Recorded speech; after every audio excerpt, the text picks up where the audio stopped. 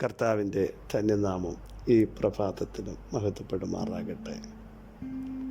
എല്ലാ സഹോദരങ്ങൾക്കും വേഗം വരുന്ന യേശുക്രിസ്തുവിൻ്റെ അനുഗ്രഹീത നാമത്തിൽ ക്രിസ്തീയ വന്ദനത്തെ അറിയിക്കുന്നു.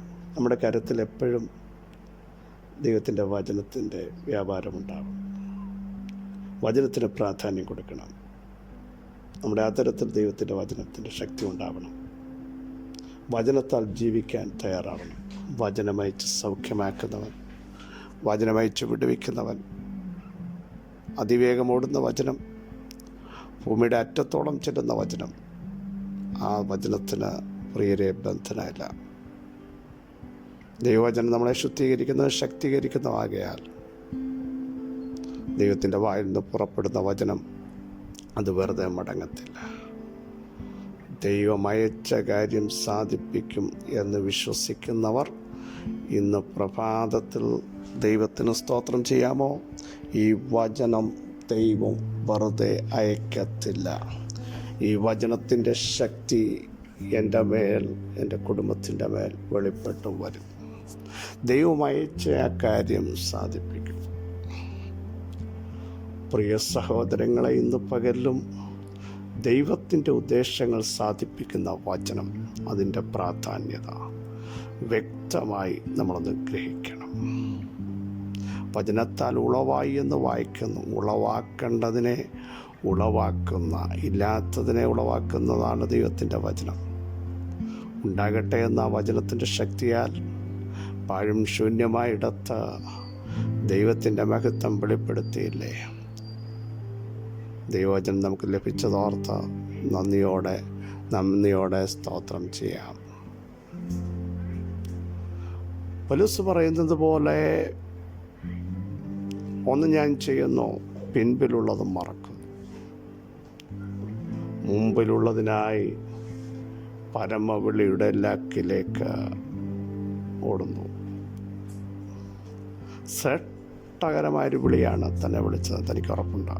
പരമവിളി എന്ന് പറയുമ്പോൾ പരമോന്നതരായ എല്ലാ ദേവന്മാരെക്കാളും ശ്രേഷ്ഠനായ ദൈവമാണ് വിളിച്ചത്. ആ വിളി പരമവിളിയാണ്.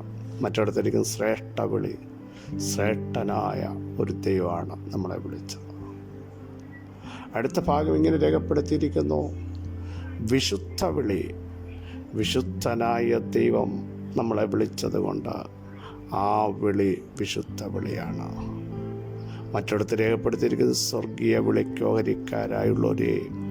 സ്വർഗസ്ഥനായ ദൈവം നമ്മളെ വിളിച്ചത് കൊണ്ട് ആ വിളി സ്വർഗീയ വിളി. അപ്പോൾ നമ്മൾ എത്ര ശ്രേഷ്ഠരാണെന്ന് ഓർക്കണം. അപ്പോൾ നമ്മളെ വിളിച്ച ആ വിളി പലപ്പോഴും നമ്മൾ തിരിഞ്ഞു ചിന്തിക്കാറുണ്ടോ? അങ്ങനെയെങ്കിൽ വിളിയും തിരഞ്ഞെടുപ്പ് ഉറപ്പാക്കിക്കൊണ്ട് വചനപ്രകാരം വിശുദ്ധിയോടെ ജീവിക്കാൻ, പരിശുദ്ധാത്മാവിൽ നടക്കാൻ, വചനത്തിനനുസരിച്ച് ക്രിസ്ത്യ ജീവിതം കെട്ടിപ്പടുക്കാൻ ദൈവാത്മാവ് നമ്മയെല്ലാം ഇടയാക്കട്ടെ എന്ന് ഞാൻ പ്രാർത്ഥിക്കുന്നു.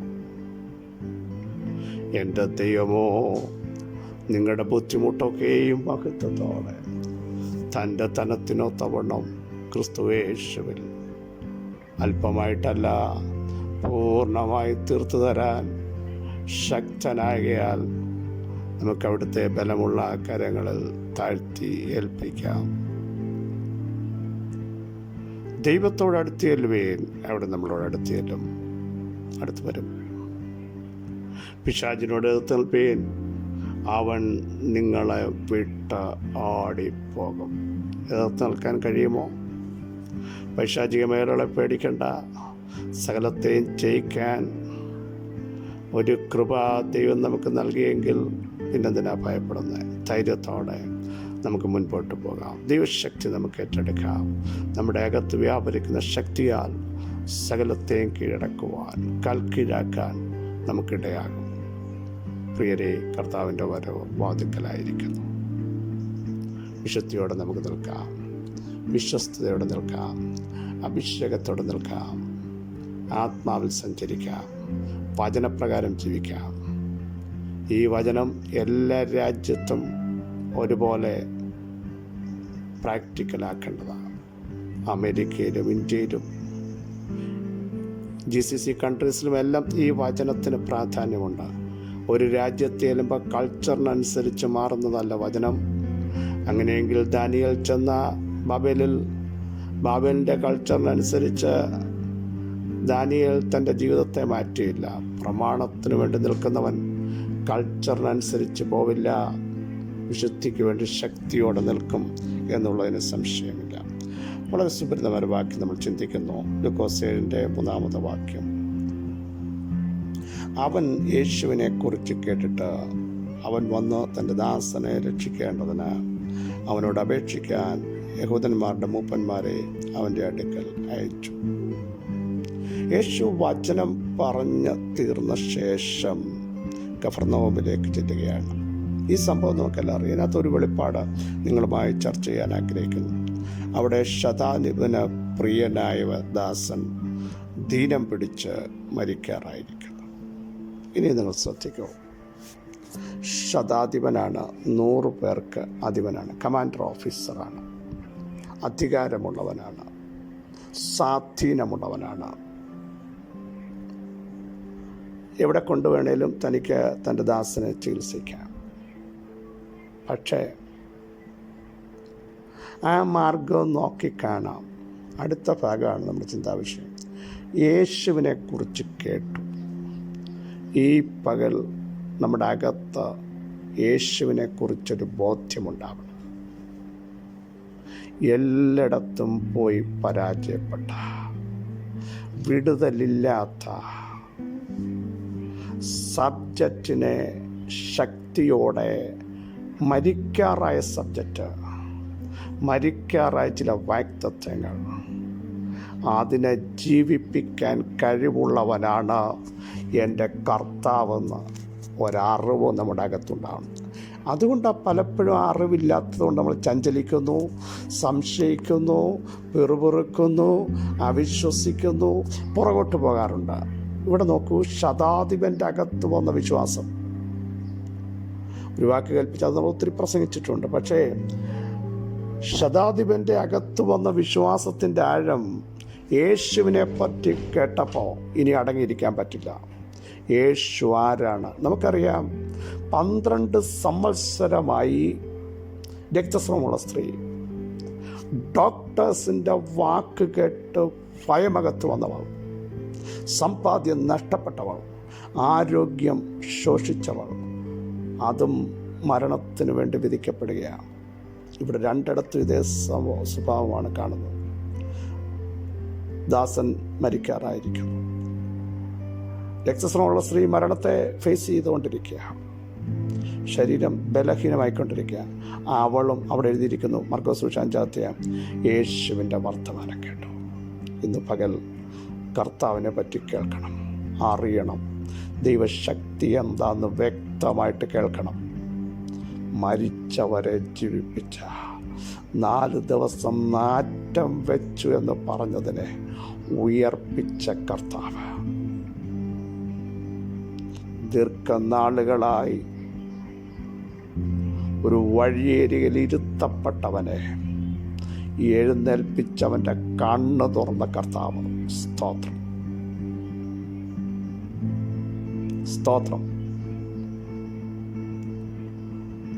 അതുകൊണ്ടും തീർന്നില്ല. ദൈവാത്മാവ് ശക്തമായി പറയുന്നു, പരാജയപ്പെടുമെന്ന്, നിന്ദിക്കപ്പെടുമെന്ന്, ഒതുക്കപ്പെടുമെന്ന്, നിന്റെ കുടുംബം പരസ്യകോലമാകുമെന്ന് ചിന്തിച്ച കാനാവിലെ കല്യാണ വീട്ടിൽ സെക്കൻഡുകൾക്കുള്ളിൽ ഏറ്റവും വീര്യമുള്ളത് പുറത്തു കൊണ്ടുവന്ന് ആ കുടുംബത്തെ അടയാളമാക്കിയ കർത്താവ്,